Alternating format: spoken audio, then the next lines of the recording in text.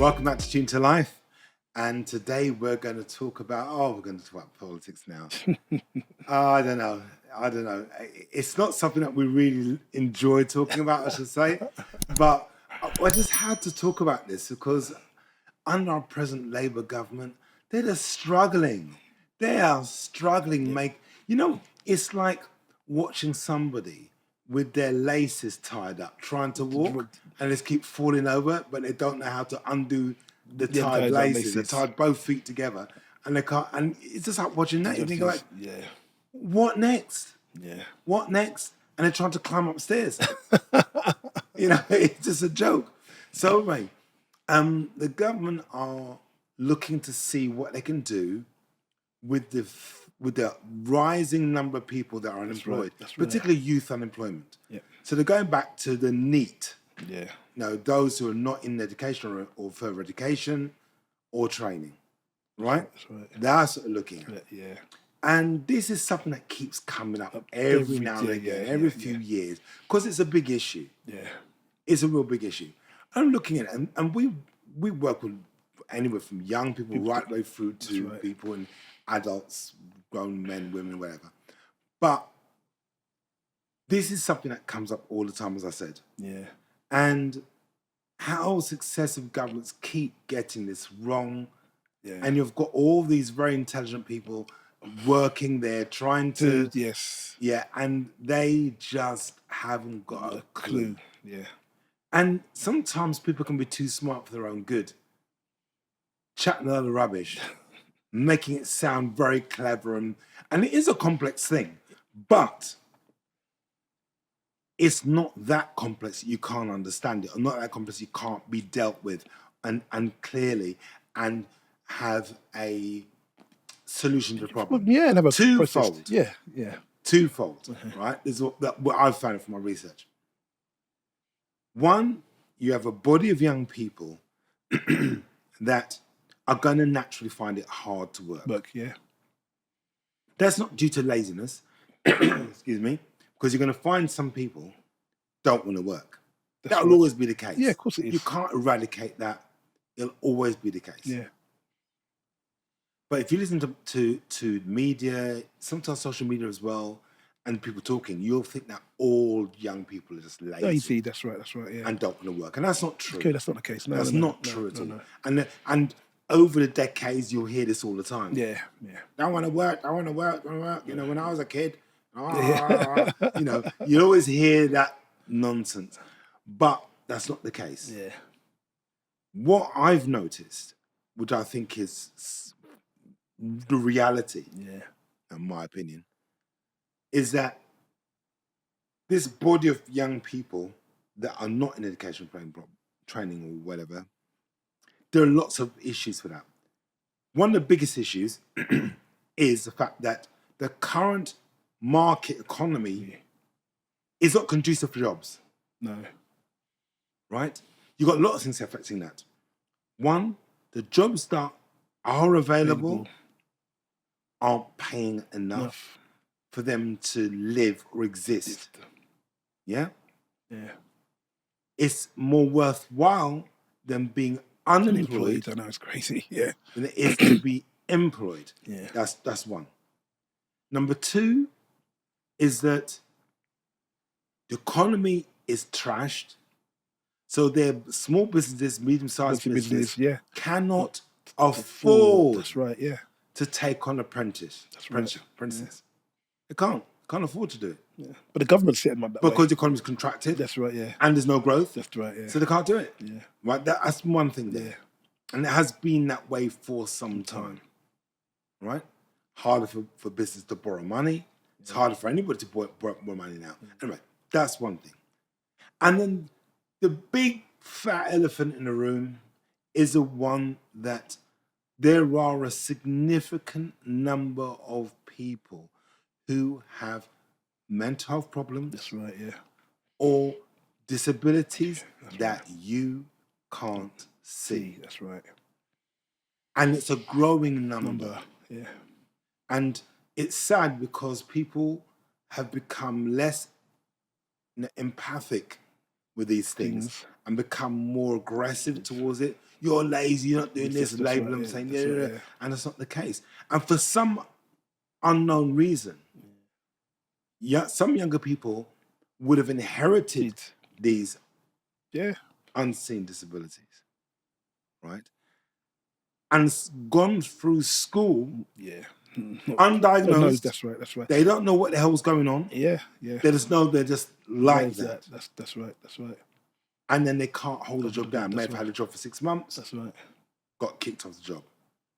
You know, job for a year, if that long, got kicked out again. And then their confidence, self-esteem is so low, Yeah. they can't be bothered. That's it. And you know, the thing is that, you know, you'll find people, I know, I can only speak from my own experience in terms of coming from school and feeling like something's just not quite right in terms of my understanding, in terms of how I'm understanding things, but not actually having anything to kind of say, well, this is the problem, this is what it is. Yeah, yeah. So therefore you come out of a label thinking, you know what, education, I'm gonna bin that. That's not for me. I'm gonna go. And so therefore anything that comes up in terms of education, like, you just turn your nose off it. You can think Yeah. you just know that's not for you. Yeah. And it becomes a big problem.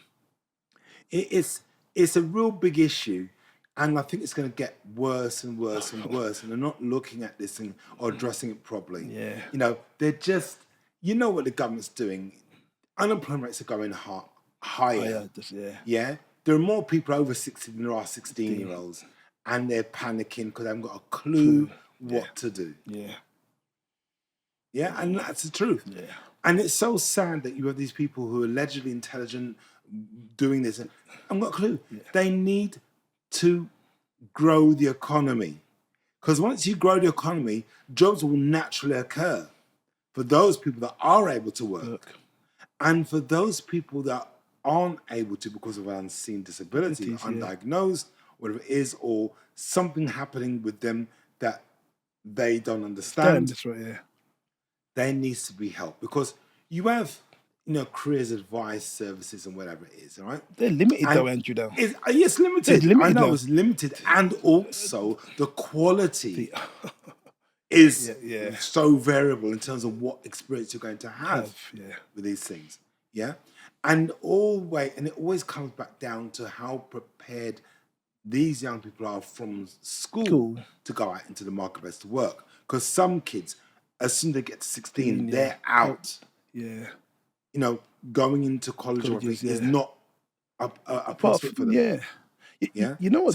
So what are they doing? So what support do schools get to do? That's my point. Yeah, yeah. Because you can't. It's very easy to just chuck everything at the schools. Why? No, they do a lot. I mean, look at this now. Right? You're not going off point, but there's a point. Go on. Parents aren't potty training their children, so now the teachers have to do it. I know. What kind of madness is that? That is a craziness. That is a madness. I know. The parents aren't potty training children. Now teachers have to learn how to do that. Who don't have kids, wipe children's bums, change nappies, do this, do that. Everything falls at the door of the school. Wow, it's ridiculous. That is ridiculous. Yeah, no, it's madness. It is absolute bonkers. Yeah, bonkers. Yeah, and it just goes. Anyway, you can't make it up. You just can't make it up. But how? I suppose really it goes to show that sometimes some people have children and they haven't got Dickerbird and they haven't got the support. Yeah. Because communities are they're fragmented now, aren't they? They're just it's not there anymore. Yeah. So there are some real issues. Real issues. But again, you know, it goes to show that everything is being put at the doorstep of schools. That's right. And it's not right. It's not fair. No, people saying, "Oh, the MLA should do da." It's not right. No. Yeah, it's not right at all. But this is the other side of it, though. Kids are coming out of school ill prepared. So really, what government should be doing is saying, well, okay, you can't put everything on the teacher. You have to have external support supporting schools. That's the only way forward. Yeah. You're going to have external. With the services we provide. But yes, you have to have services like ours. That's it, who go into schools, work with young people in preparation for whatever it might be, Yeah. for going into work or doing this, getting the mindset, looking at whether there are any undiagnosed issues That's or right. problems That's or right. whatever. So that feeds into a bigger system as to what this young person can do. That's right. But what's happening is that they're in school, maybe 15 Yes, that's issues, right, yeah. still undiagnosed, That's right. and they fall right off the cliff Well, and out of the radar. yeah, No safety net, no. nothing. And I think the problem is also is that sometimes if they're seen as a problem, then sometimes they don't want to be, they would rather be out of school than in school, if that makes sense. Not kind Yeah, of well, this is the whole thing. This is why we have a big big problem. Look, Yeah. we got a problem with young people being groomed into gangs Gangs, yeah. and so on. And we know that this is a significant part of it. That's right. Because there are a lot of young people who have undiagnosed issues, That's right, yeah. who are vulnerable, That's right. who come from, disenfranchised homes. That's right, yeah. There are significant issues, problems, abuse, all sorts of different things. And then people groom them into gangs or groom them in a way they feel attached to this, yeah. whatever it is. A lot of young people we've spoken to in the past who are really vulnerable to those that's things. right, yeah. Right? Those people, all right, are not doing well in the classroom. That's right. Most of them. No. Because of undiagnosed issues. That's right. Yeah? Some young people, all right, you can't make this up. They have undiagnosed problems and develop a level of anxiety that is so crazy that people in school will be worried, then refer them on for some sort of diagnosis. But then there's a 2-year waiting list. And some, yeah. 2-year waiting list. Yeah. And he's 15. Yeah. I know. So he or she is going to leave school, nothing, undiagnosed, and smoking weed hard as a way of self-medicating. Yeah. Or doing something like that. You see what I mean? And there are so many younger people who get groomed into a gang, don't really want to be in it, but find themselves after a period of time. Yeah. After the honeymoon period. Yes, right? Yes, yeah. After the honeymoon period, they find out, I don't really want to be doing this. And then they're pressured to start doing things. School can't help. That's right, yeah. What are they going to do? Yeah. I mean, let's get real with this, all right? Let's get real with this. We're good. Gloves off there. We'll get real with this. You will have a 14, 15-year-old boy who is groomed, he's in there, tough as nails. School recognizes something's not right. He's street, he's tough. That's right, yeah. Parents are not really caring for him the way they should do because they've gone through the school of hard knocks. That's right, yeah. And so he's come from a... But then you put in, to assist this young boy, a mature, older woman, right, who's middle class, cannot connect with that young man. No association at all, yeah. None at all. All male. I hear you, yeah. So it's completely out of depth, apart from the books that they read. I know, it's madness. About how to use certain techniques. Yeah. And it's not working. I know, it's crazy, isn't it? It's not working. Yeah. Because there's no lived experience, there's no connection, there's not how to actually engage that young person. That's right. With all the positive intent in the world, that young person's not going to engage in that way.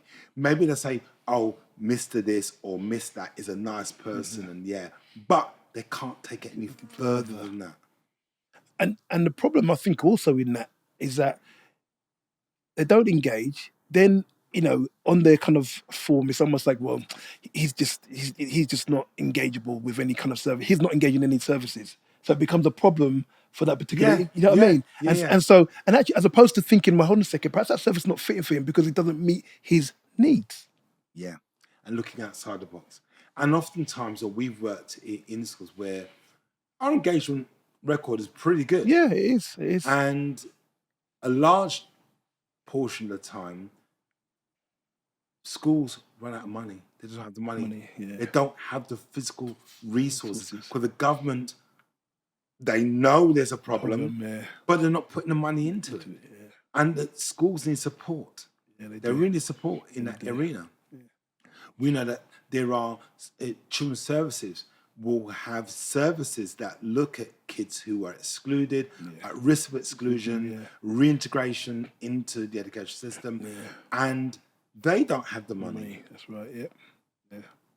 So the system's sort of almost broken, or certainly, big fat cracks. That's right. Where they're not getting enough funding or money from the government to look at this. And they need to fund it. They need to look at it. They need to focus on it, because that 500 million they're going to create on apprenticeships, which they're putting in. Yeah, on apprenticeships. There is no market. Yeah? There is no market out there for them to go to. So, for example, what I'm talking about is this. You spend money on creating apprenticeships. So you go out to businesses as our leader. Yeah. No, got apprenticeships, I'm gonna do this. And you look at creating, encouraging businesses that can't afford it. That's right. You may make, and there's always incentives for business. To have this. Yeah. Right? So you give them some money to do that. Yeah. They go, all right, we'll take the cash. Yeah. Take an apprentice. How much learning will that young person gain from that apprenticeship? And is there a job at the end of it? Probably not, because the market is contracted. That's right. And there's no work. That's right. Because if you haven't got the work coming into your business, the work coming in, why do you need extra employees where the work's not there to fulfill? That's right. So it doesn't make any sense. Yeah. So I would take that 500 million and put it into businesses to help grow their businesses, so they're in that they can naturally say, right, we've got some vacancies now, but we've got the work coming in. That's right. We need people to work, and then when you've done that, then do the apprenticeships. That makes sense. Makes more sense. Yeah, it makes more sense. If you or double pronged approach, look at schools, look at what our kids being prepared properly, adequately. They've got tools for going into the workplace, particularly kids who are not going to go into further education or don't really want to, who are going to go into a place of employment. So in preparation for apprenticeships. Yeah, I don't. That's the whole idea. Yeah, I don't think they've got that particular area right. I think with the government current apprenticeships, as we understand at the moment, I think they've got like what we call pre-apprenticeships, and I think it's made for those that are NEET, particular students as such. And I think my understanding of it is that you've got obviously maths and English they'll be looking at to kind of upskill those areas, but look at kind of more practical skills and confidence building. Okay, which is good. You have those things already, like as you said. Yeah. But they're not run in the right way. The way I see it. I agree. What should happen is this: there are some kids when they stream them into where they need to be. They need to see some kids that are probably coming up to 15. Yeah. And they need to look at, are those kids academic in any way? That's right. Probably not. So to stream them down the line. Yeah. And I think they should be when they get to 15, my humble opinion, is that they say, okay, then, if you're not academically minded and because you're just not that way. Yeah, that's right. Look at what they want to do. That's right, yeah. And focus on those apprenticeships at that point while they're in school. That's right, yeah. So they go from school into different type of apprenticeships. So when they leave prepared. Yeah. So the other thing I was gonna add is that part of this is also 70 hours of unpaid work. Now, for me, hold on, we're going with that. Sorry. Just drop that in. No. What I was going to say, what I was mentioning earlier on is this program, this apprenticeship program. Right. Along with that is 70 hours of unpaid work with that. Right. Yeah. Okay. And what I wanted to mention was this, is that I believe that young people, they're a different breed, I think, in terms of what we understand young people to be back in the day. And I think the government are so far disconnected in terms of what young people need and meeting their needs. Young people, they need motivation. They need quick carrots, quick success, if that makes sense, quick rewards. And I think you imagine someone coming and saying, "No, hold on a second, I'm going to do 70 hours a week or 70 hours for this. For what? What for?" They don't see any incentive. There's no money. Yeah, well, that's it. That's the point. That's the point. So, they have to look at actually, when they do provide these schemes and put these schemes in place, they have to look a bit more detailed about actually how they incentivize young people to actually go out to engage in these kind of programs. Yeah, the things that they try to do are just stupid. I don't know why they do it. It's just stupid. It's just downright stupid. The whole thing is silly. Because look, this is what I would do. Yeah.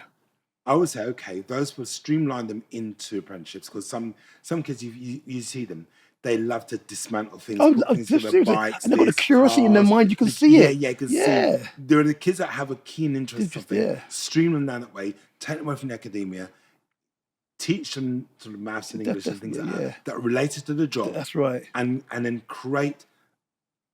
prepare their minds for that role, that post. That's right, yeah. That's one thing. Yeah. The other side of it is for businesses where there are short gaps, say, okay, right, we're going to incentivize you, either incentivize it in this way. Yeah. Reduce your capital gains, reduce your corporation tax, reduce the amount of rate of tax that you pay, so you can employ the people. Yeah. But more importantly, grow the bloody economy. Yeah. You know what though? That innovative type of creative type of thinking, I don't think the government have got that in their locker. I'm sorry. I don't think they have it. Because I think most of them, I don't think they come from business backgrounds. They haven't got a clue. You know what I mean? Seriously. They haven't got a clue. And their policies are arse around face all the time. I'm just like, and it doesn't make sense to me, Andrew. It doesn't make sense to me. And it doesn't make sense to most people. It doesn't make sense to most people. They go and they're repeating the same things they've done for the last 30, 40 years. That rubbish. And that's where they need to be what they need to be doing. I mean, because again, there are, as we said earlier, there are a lot of people. There are a lot of young people that have disabilities or issues that are not seen. Dyspraxia, Asperger's, this, and they don't know that they have it. That's right. Yeah. There's no that they feature these these issues, and they don't know how to get treatment or help. Oh, that's right. Yeah. Don't know how. So those young people, where they're trying to say, well, you know what they're going to do. Yeah, go on. You know what's coming. Somebody's sitting in there, just sitting in there eating a Mars bar. I've got this now. Why don't we stop benefit for those ones that are work shy? Good idea, we'll save lots of money. Not recognizing there's a growing number of people, not just young people that's right, with these problems, that's right, undiagnosed, that cannot work in the traditional way. All right. So, and here's a kicker now. You hear some people,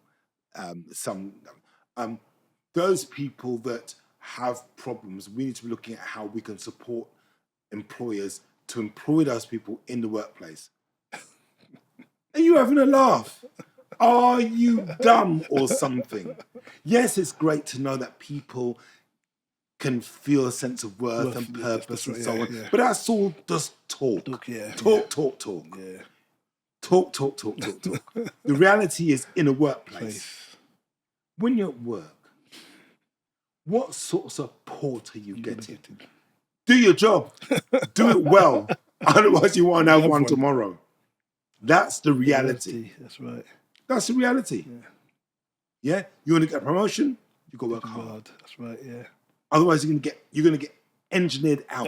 There's going to be a restructure. Your post isn't exist anymore, because every 2 years, 3 years, a lot of companies restructure. That's right. Yeah, that's the truth of the matter. Yeah. So they're actually talking a lot of rubbish. Yeah.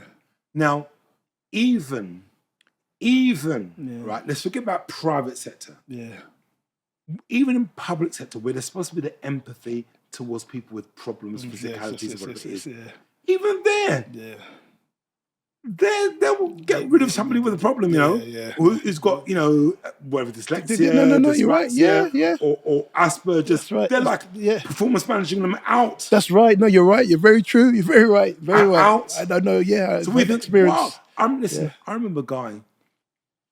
He had oh my god, what was it called again? But there's a problem where his illness would just come up Okay. out of the blue within 12 hours. It just flare up, Oh wow. Okay. and parts of the body would swell up. His blood pressure would go really high. Wow. It was really bad that he wouldn't be able to work, and it was so he made them aware of his condition Okay. prior to starting his role. Okay. And there were other conditions, where liver issues and Okay, kidney issues, okay. whatever it is. So we made them know. So I said, yeah, no problem. Yeah, no, yeah. we're a public service, so we'll work with you. Yeah. So I Really. said, great. So he's in there. It flares up. He's off for a couple of days. Then after, out of the rolling year, you've been off 14 days, or what it is. Then we need to look at. He said, well, hold on. I've got a condition. You know about it. You know, HR knows about it. Yeah, you know. yeah. Oh, okay, right. And after about 2-3 years, they're on it, him saying, well, look, can we sustain you? Wow. Yeah. They knew this before they employed him. Yeah. It's crazy. Right? Now, just saying that, without going into detail, Yeah. the situation is this. So they will still talk about supporting people with issues in the workplace. Really? Really. Yeah. No. Yeah. Yeah. Really? No tolerance. No tolerance levels. Really? Some employers will go the extra mile. Yeah. They do. I've seen it. I've heard of it. Yeah. Some employers will go the extra mile. Most can't afford to, because they have a tight budget. That's right. They've got to get things done on time. They're competing with other companies That's in right, marketplace. They cannot have a workforce that's not pushing, Yeah. It's productive. That's right. Yeah. whether we like it or not. That's real talk. Yeah. And, you know, the problem is there are some people that are just not going to be able to hold down a traditional job. And as a society, we're going to have to support those people. Yeah. This is the way it is. Whether we like it or not. Because what are we going to do with somebody who dyscalculia? Yeah. You mentioned earlier on, who have problems with numbers. Yeah. You're not going to get them in a bank, are you? Or working on a till. Or working in the pub giving you change. That's not going to work. £10, you know? Yeah. That's not going to happen.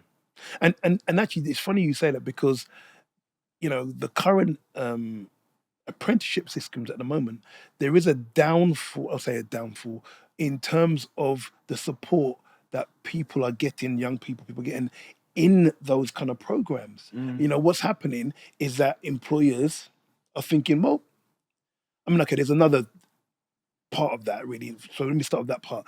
The government, first of all, aren't subsidizing them enough for the employers. So therefore, then they have a certain amount of money, but not enough money. So therefore, then they say, okay, well, we'll get Tom to come in and, you know, he'll be the apprentice. But they just use them as a skivvy to do all the jobs, not really develop them in terms of... Yeah, because remember, in some of these organizations, whatever they are, what they're doing, they've got real work to be done. All right? So they can't get Jane or Jack or Jill or whatever to stop their work to be sitting with apprentice all day because their work's not getting done. Who's doing their work? Who's covering their work? Right. Yeah. And like I said, if the work isn't coming in that's right, for the young person to do, that's right. Yeah? And remember, you've got to remember this as well. This is another huge factor. Yeah. It's assuming that every organization, small or medium-sized business, has people in there that are great trainers, great facilitators. That's a good point. That can teach. That's right. And support. And a mentor too. Yeah. It's assuming that they can do it, and they can't. That's right. Some people just can't do photography. That's right. And they're doing it. Yeah, exactly. And really badly too. Yeah. So it's really not... There's such a huge disconnect with this whole thing. Yeah. It's not good. And I think that if it was done properly, there might be a chance. And I agree with that, how it works is like this, really.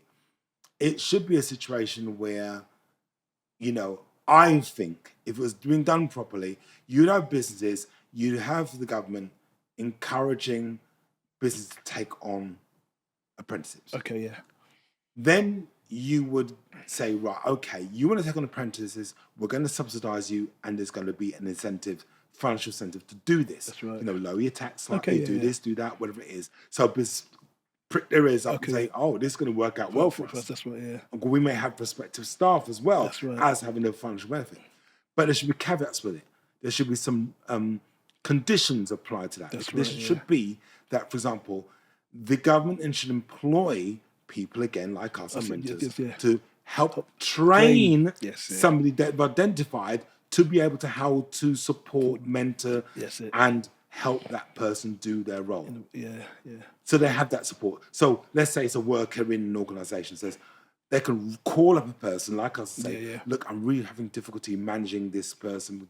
How do I do that? Right, this is what you do, blah, blah, blah, blah, blah. Support them so that the training is full and has value and really useful content. That's right, yeah. For the apprentice to learn from, to gain, to make sense. It makes sense, yeah. Makes sense. Yeah. But they don't do that.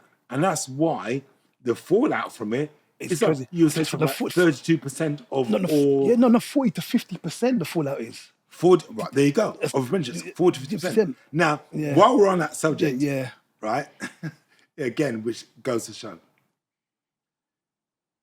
a while back, not so long ago, successive governments have turned around and said, at least some Conservatives, turned and said, right, we're going to get more people into public services. Social care, public services, social care, police, nursing, that was a big thing. So what they were doing, fast tracking. Fast tracking them in there, straight out of uni, into a role, into a job. That's right. Because what used to happen is that people used to go, you couldn't do it with police, for example, you do that with, let's say, social work. Social work, social workers used to finish, qualify, and then be sitting there trying to get a job when they need social workers. It didn't make sense. And they couldn't employ them good hand experience, so it didn't make sense. So they said, well, okay, fine, what we're going to do, you go and do your 3-year degree. While you're doing it, you're going to be working at the same time. If you do really well, you walk straight into a job. That's right, Which makes sense. Really great. They didn't that with, I think they did that with police. They said, right, there's a fast track way of getting into the police force. This is what we're doing. But what was happening is that people were doing these things when they got into the public services. It's too hot. Time to get they're out. like, what the hell? And they said it was a success. I know they are. But it was a success when they completed the 3-year degree or their training. That's right. It was a success. But when they actually did the job, they were in there 2 years and out. That's right. Retention the drop-off was 40 to 50%. Yeah. Very much so. So, police, and in fact, the worst thing about it, some people joined, for example, the police, and then they had job cuts. So they were in there a couple of years and then lost their job. So that's madness. Because they were cutting. Makes sense. And again, the same thing with children's services or whatever, public services. There's massive job cuts. There is. So they got them in, and then they're trimming them now. And then they got them out. Yeah. Right? And then you got a story about somebody who again, working, doing the 6-year degree course. What happened there? 6-year degree course. And so part-time. So in business administration, right? Business administration. And the crazy thing is that I'm trying to find it now actually. So she did a business administration course. Now, it was a degree apprenticeship course. Right. Okay. 6 years. 6 years. Part-time. Okay. Now, the crazy thing is that 3/4 way through, she found out that actually the workplace had changed. Or the environment. The job marketplace had changed. Significantly. Because introduction of AI, right? That's right. It's AI. So therefore, when she was looking and thinking to herself, well, hold on a second, I might have a job here. Have I really got a job? Things have gone to that point. So what it was, just to be clear, this part-time degree course was linked to a job. So it's like an apprenticeship going into a job. Degree apprenticeship. But because 3/4 of the way through the course, it changed and therefore her job wasn't guaranteed Guaranteed. anymore. That's right, Because that's right. they didn't know whether they're going to need it or not. That's right. Well, there you go. Yeah. That's the way the government works. There are no foresight, Nothing at all. And no understanding of how the free market economy works. And notice how business works. And the crazy thing is this, So Andrew. crazy. I was looking at this now, and the crazy thing is this: is that in terms of apprenticeship roles, okay, business apprenticeship roles, business admin apprenticeship roles, okay, for over a fifth of the apprenticeships go to business admin, which is 77,000 young people or people going to their apprenticeship 2021, 2022. So you think about that. All these people are steering in that direction, thinking themselves, okay, I've invested in my, in my studies, and this is where I want to go. And actually, actually the marketplace has changed drastically. So Yeah, because of AI and it's changing anyway. But you see, the thing is that with all of that said, as we said before, it's going over the same ground again. But with all of that's going on, it goes to show how the government doesn't understand the marketplace. Yes, yeah. It doesn't understand how business works. Doesn't understand how, and it's changing rapidly year on year. For example, 2024 is nowhere near how 2025 has been, and 2026 is going to be rapidly different to 2025, and the government can't keep up. They're so far behind; they haven't got a clue. With all what are people sitting there doing? What are they doing? All they say is, "We've spoken to business people and they wanted to." They haven't got a clue. They haven't got a clue. It's changing all the time. So they're looking at apprenticeships, but will the apprenticeship be fit for purpose? We know, just that's right. Focusing on public services is changing. Now we know that, for example, AI is starting to show its face in the classroom. Yeah. Start to get in there now. 2 years' time, what about teachers? I know, it's crazy, isn't it? What about teachers? It is. What's going on there? I know. What happened? And you have people doing teaching courses now. I mean, I know, you know what? There's a degree of accountability with this as well. Not just talking about sort of apprenticeships. If a young person is wants to go to uni, right? Some of them do need some coaching, some life coaching. They do, because they haven't got a clue. Their head is stuck so far in the clouds, they haven't got a clue. Yes, I think there's a big problem with this thinking. It's all about doing what makes you feel good. Doing what makes you feel nice. No, so that ain't about what you feel. It's about the marketplace you're going into. That's right. It's about earning, being useful, being productive, and having something that you can sell. That's right. That's right. Yeah, something of value. So if you're going to go and do fine art, and you're not necessarily going to be an artist, why? Why? That's my question. Why? How are you going to sell that? Yeah. Doing English literature, if you're going to become a teacher, fair enough, whatever. What are you going to do with that? That's right. What are you going to do? There are lots of degrees that actually you can't really use in a particular way. Yeah. And what some young people don't recognize is that the world is becoming more and more competitive. Year in, year out. It's more and more. The world is shrinking. That's right. Yeah. Shrinking. Because sometimes you hear people, all right, whatever part of the world, whether that be in the Middle East, whether that be in Africa, whether that be in Southeast Asia, whether in South Asia, wherever it might be, you hear some people out there, their English is on point. Oh yeah, it's very, very good. On point. Yeah, it's very good. Intelligent, have the experience. Yeah. Hungry. And hungry too. That's the thing. They're hungry. Right. That's the thing. And they're making applications for jobs that are remote, want to work here, whatever. So now UK kids are not just looking at jobs for themselves, they're looking at jobs competing with other people. Yeah. And I think that's something that I don't think the young people are switched on enough to understand, and also, also within In the schools, in schools, schools, let's in be schools, clear about yeah, that. in schools, in Yeah. schools, and I think that, when you, I mean, I talked to a young man about the same thing the other day, and he was like baffled, like really, and I was like, this is why it's so important that actually the stuff that you're doing now, you make sure you prepare yourself. Look, I often mention, I say, look, for the future, you may not just be, competing with Big Bill or Bob down the road.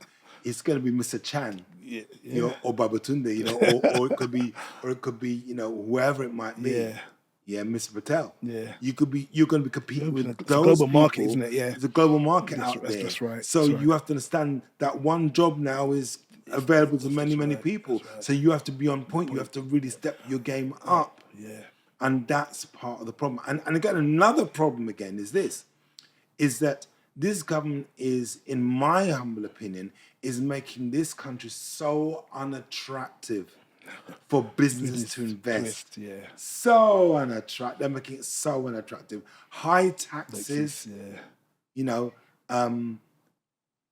Just policies that do not Yeah, it's not in make it favorable for business to survive or to do anything. or to thrive. Reducing, look, if you reduce people's disposable income, then people can't have money to spend. So businesses that would want to invest here are going to be looking at, well, what's the disposable income of X, this population or that population? Will they be able to buy my products or service? No. What's the point of me investing here? Because if they don't have the money to spend, what's the point of being here? That's right. Yeah, we're no longer in Europe, so there's no advantage there to being here. There might as well be somewhere else. So it's all right having a trade deal here and a trade deal there, but if you take out the money from people's pockets and they can't spend, what's the point? Because companies are going to say, they're going to do their due diligence. That's right. They're going to say, well, okay, then fine. What have we got? And so what we have is companies thinking, well, you know what? They're already here. Some companies that are here thinking, well, we're going to contract. We're not going to expand. We're going to contract a bit. That means we're going to close a few branches. We're going to shed a few jobs. And it's happening. We had a list of the other day. The numbers are devastating. I know. Yeah? It was, So where are the jobs going to be? Where's the apprenticeships going to go into? It's not there. Small, and then that goes down the supply chain. If a big business contracts, suppliers to that big business are also got to contract too. Yeah? So where are the jobs? And then they're laying people off. So more people unemployed. That's right. More skilled people unemployed. Now, let's do this now. Let's look at the other side of it, which we need to cover before we finish. So things contract. You're trying to get people off unemployment benefit into the workplace. Got it all upside down now because you're paying people universal credit who are working and they can't survive. So therefore, they stop working because they earn more money on benefit. Doesn't make sense. That's stupid. For that to be pointed out, for that to be an ongoing discussion, shows how incompetent these politicians are and policymakers are. Properly incompetent. That should be changed overnight, immediately. Save some money. Yeah? When do you find encourage them into work? Grow the economy. Yeah. And then there's all this talk from a lot of these pundits. Well, business should pay a better wage, should pay, as if the money's there. So sitting there. Yeah. Small and medium-sized business don't have the money. So, we're going to fry it. They don't have the money there. It is stupid discussions, stupid. And the other bit about it is this, all right? So you have social care, right? In the care industry, in care homes and so on, they have a shortage of people. People. But you need people with the mindset to work. It takes a certain type of person to work and do that work. You just can't get anybody. That's right. To go and do that. I know. Otherwise, the quality of care is going to drop significantly. That's right. Yeah. Right. Then they talk about we need more people in the construction industry. What? You're just going to get a gather load of people. Go and work in there. If you haven't got There are some younger people or adults. You see them when they work with wood or plaster or this. Yeah. They've got the natural Of course, ability yeah, of course. to Yeah. do it, Yeah. and I They can do this thrive in really that. well. They love it, yeah. And they thrive That's right. in that industry, and that's why they do it. That's right. But some people, you see them with a paintbrush or It's a not for saw you, mate. It's or not for something. you. Not for you. Put that down. Yeah, put that down.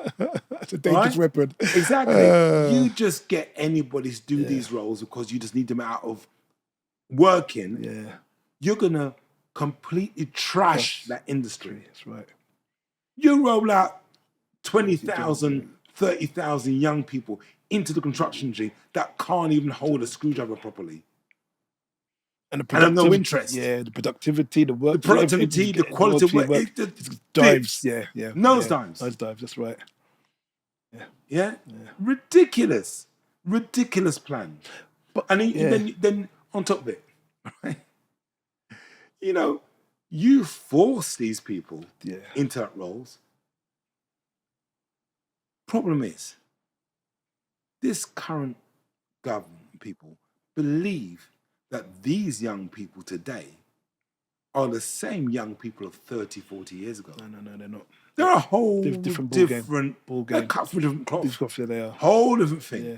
They're not doing it. That's right. They'll stand They're on their not feet doing it. and they'll tell you no. It's bare-faced. I'm not doing it. That's They're right. not going to turn up. That's right. So they're going to create a whole new problem. That's right. But it's just down to growing the economy. But you know what, though, Andrew?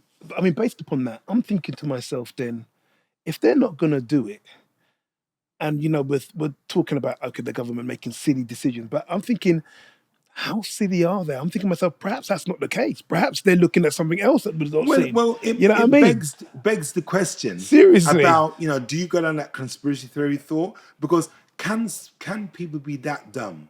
And I don't buy it.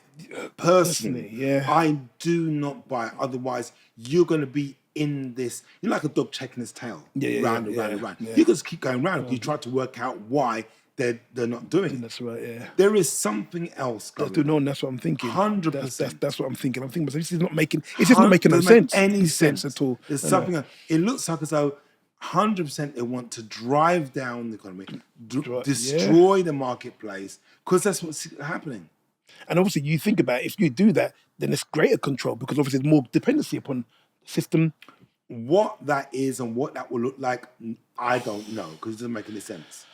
Yeah, it doesn't make any sense. Yeah. And I know there's stuff about the Great Reset, but I mean... the thing is you can go down that road and you sort of run out of steam really quickly. Yeah. A lot of conspiracy theories, when you go down to a certain part of the road, it runs out of steam and you think, you start asking questions because it doesn't stand up to scrutiny. Yeah. A lot of the conspiracy theories don't stand up to scrutiny. For example, you create a situation where no one's working, for example, and you're complete control. Right. So how do they make profit? Make profit through our labour. That's right. And exploitation of what we do. That's their profit. So if that's not the case, what would happen? What would happen? How's one person who's rich stay rich? That's a good point. Yeah. How does that work? How would any of that work? If you said, some people say, oh yes, they'll just have us all like slaves. Doing what? Working for free? For food? How would that work? Yeah. Because there'll be more of you than there would be of them. How do you get billions of people to do something for nothing with thousands of people saying do it? Billions would say down tools, not doing it. So when you look at that way, it doesn't stand up to scrutiny. Yeah, it doesn't stand up to scrutiny. But there is something going on. Yeah. There's no doubt. What we don't know, because it doesn't make any sense. No, it doesn't. It doesn't add up at all. No sense at all. And I don't know, but this seems to be a bit crazy where you see other countries moving forward, driving forward. Excuse me, it's a frog in the throat. Trying to develop or build their country, certainly after COVID, and are making great Good- attempts at them- doing that. And we're simply just going around falling over like a drunk person trying to get out of a pub. You know, falling over glasses, tables, chairs, and then going back to and find yourself back up to the Counter. counter. Yeah, saying, you're like, "Just another one, more wine." please. Yeah, just Oh, it's boy. crazy. Yeah. It's mad. It's mad. And then all of this, the whole thing is just bonkers. And we've got the rise of like the far right idealists on the piggybacking on people who are, just saying their country's been taken over. I don't know how it's been taken over, but they feel it's been taken over. You got that. Then you got all these other bits and bobs all over the place. This whole madness, it's a whole madness going on at the minute. It's crazy. Yeah, it's crazy. It's a mad time. It's a bad time. It is Yeah, crazy. a lot of flux going on Yeah. in the world. But we'd have thought we'd mention this. Hopefully we'll talk about it. And I wonder if you agree with us or disagree with us. You think that's a good idea that they're doing, trying to create more apprenticeships with a marketplace that's not there? Yeah. It's crazy to me. Build your economy. That's going to solve a lot of problems. Yeah. Just focus. I just want them to focus on building the economy, economy, not just taxing and taxing and taxing and taxing. That doesn't work. Just does not work. That's what I'd like to see them do. And then the jobs will come. Yeah. Prosperity will come. That's what I think. It's like a process, isn't it, really? Yeah. Yeah. But anyway, thank you very much for tuning in. And yeah, just hoping that you agree or disagree or whatever. Put your comments and like it. And please like, share, and subscribe as well. Please, thank you very much. Take care. Thanks a lot. Bye-bye. Bye-bye.